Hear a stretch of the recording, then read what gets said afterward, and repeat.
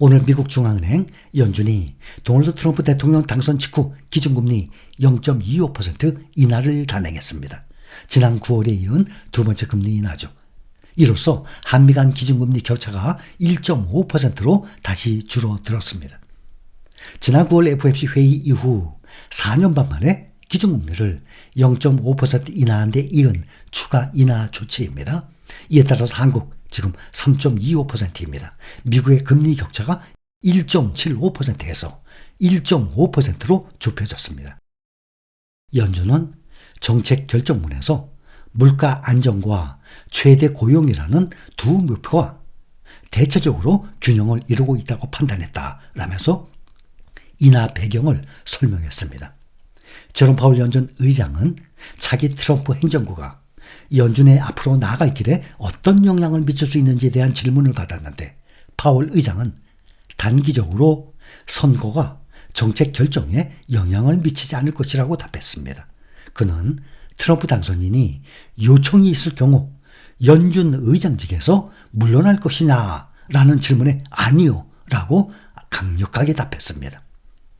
연준 의장 제롬 파월은 통화정책이 향후에도 데이터에 따라서 유동적으로 운영될 것이라고 말을 하고 연말 추가금리 인하 가능성을 배제하지 않았습니다. 앞으로 올해 12월에 한 번 더 남았습니다. 영란은행도 오늘 기준금리를 5%에서 4.75%로 낮췄습니다. 지난 8월에 이어 올 들어서 두 번째 인하로 이것은 지난 9월 소비자물가지수 CPI가 전년 동기 대비 1.7%에 머물렀기 때문에 이미 예상했던 바였습니다. 영국입니다. 영국의 인플레이션이 정책 목표인 2%를 밑돈 것은 2021년 이후 3년 5개월 만에 지금 처음입니다. 도널드 트럼프 미국 공화당 대선 후보의 제47대 대통령 당선 후 주가가 지금 급등하고 있습니다.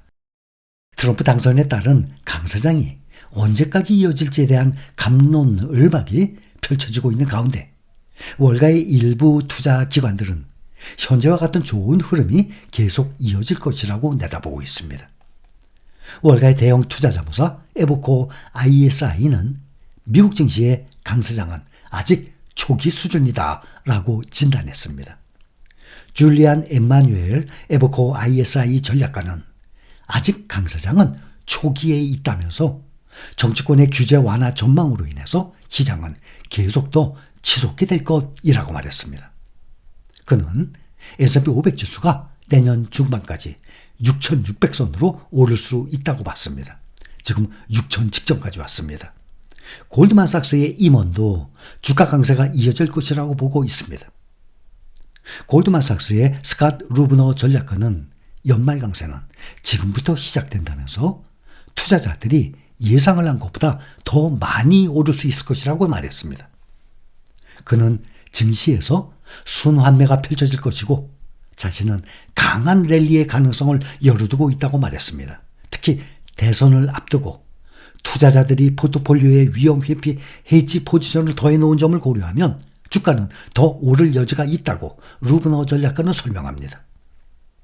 대선이라는 불확실성이 해소된 점, 시장의 포지셔닝이 약세 쪽으로 치우쳤던 점, 11월부터 기업들의 자사주 매입이 시작이 되고 주가가 전통적으로 강세를 보이는 계절이라는 점이 주목할 필요가 있다라고 설명을 합니다. S&P 500 지수가 연일 최고치 기록을 경신하고 있는 가운데 미국의 투자은행 스테이펠은 비관론을 여전히 유지하고 있습니다. 강세론자가 있는 반면에 약세론자가 있죠. 낙관론을 예상하고 있는 반면에 비관론을 예상하는 곳이 항상 있습니다.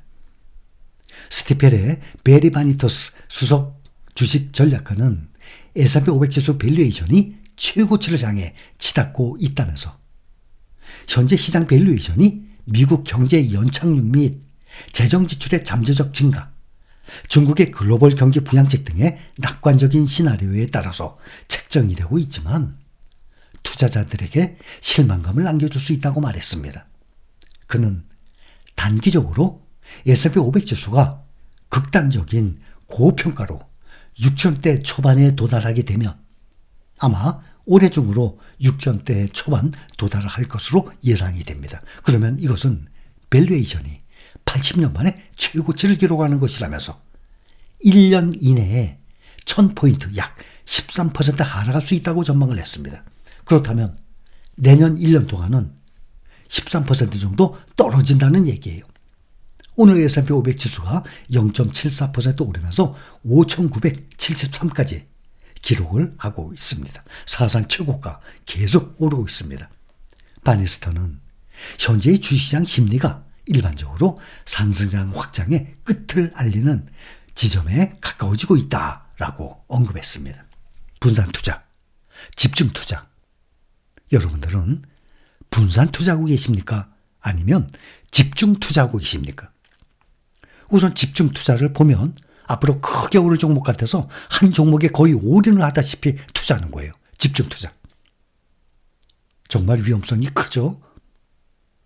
만약에 그 종목이 다른 종목들보다 크게 상승하면 인생 역전이라는 말 나올 수가 있겠죠?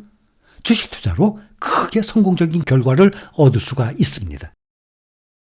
만약에 그 종목이 크게 오른다는 말이죠. 요즘에 그 어떤 종목입니까? 요즘에 보면 가장 뜨거운 종목 엔비디아. 엔비디아를 예로 들어서 보면 여러분들 중에서도 엔비디아 투자 중인 분들 계시죠? 수익률 엄청나죠? 거기다가 NVDL 2배 레버리지는 더하죠? 엔비디아 5년 동안 보면 36.38달러에서 오늘 현재 1224.4달러까지 올랐어요. 무려 33.7배. 5년 동안 1억이 33억 7천만 원 됐다는 거예요. 노후 대비 끝. 이 한 종목으로 끝났네. 인생이 달라졌네. 한 종목에 집중 투자한 결과가 말입니다. 엔비디아의 2배 레버리지 NVDL은 22년 12월부터 시작했어요. 현재까지 1년 반이 지났습니다. 3.82달러에서 현재 70.17달러. 18.4배. 1억으로 단 1년 반 만에 18억 4천만 원 만들었어요. 주식 투자로 이런 대성공을 거둘 수 있다는 것, 정말 생각만 해도 가슴이 벅차오를 정도일 것입니다. 1년 반 만에 2배만 해도 대성공인데 18.4배. 이거 정말 꿈의 수익률 아닙니까? 이렇게 높은 수익률을 주식 투자가 아니면 이룰 수가 없어요. 부동산은 아예 따라오지도 못합니다.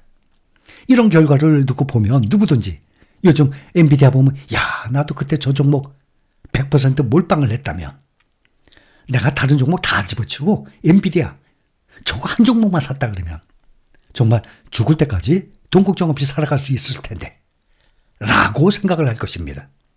주식 투자 중인 사람들이라면 누구든지 그렇게 생각할 거예요.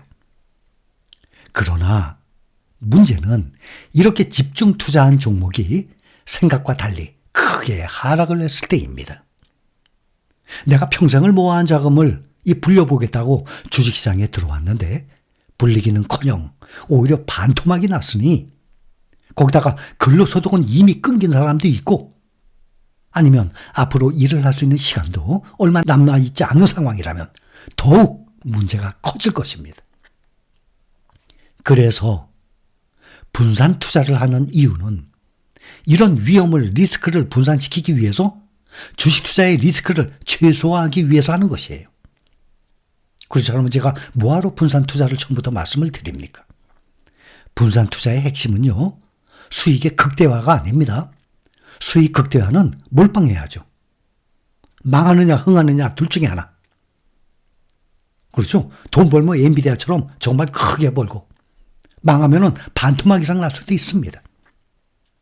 분산 투자의 핵심은 수익 극대화가 아닙니다.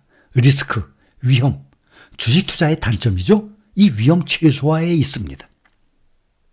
물론 분산 투자로 위험을 줄일 수는 있지만 근본적으로 투자 자체의 위험을 회피할 수는 없어요. 분산 투자한다고 주식 투자의 이 단점, 리스크 그거 없어지는 건 아닙니다. 투자라는 것이 원래 위험을 안고 시작하는 것이기 때문이에요. 그렇다고 위험을 감수하고 싶지 않다면 재산을 불릴 생각하지 말아야죠. 투자는 재산을 불리기 위해서 하는 것입니다. 모든 투자에는 위험이 따르는 것입니다.